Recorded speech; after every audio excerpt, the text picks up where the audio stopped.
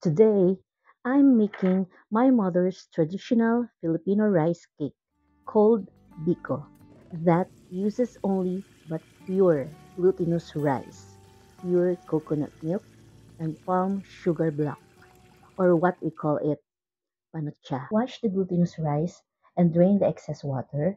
Put the rice in the pot to where you will cook it. In this case, I will use my rice cooker and pour in the 2 cups of coconut milk with 1 cup of water. Then put the pandan leaves for fragrance.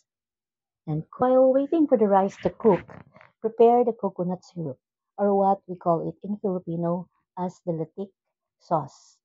And the secret to the deep coconut flavor of this rice cake is mainly from the palm sugar block.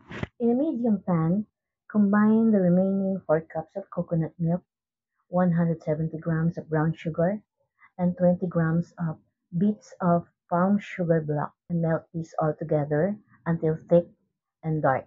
The ultimate test for the latex syrup, if it has reached the correct consistency that can blend well with the cooked rice, is by getting a few drops of syrup and put it in the water.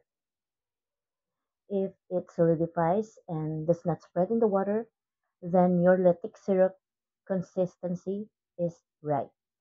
So transfer some of the syrup in another cup with a few remains in the pan.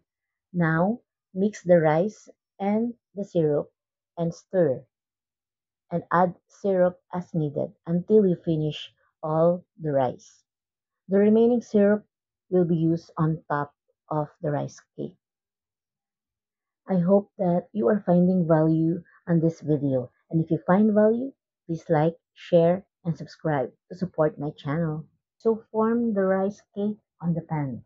So to make this even more special is to make a coconut curd for the toppings.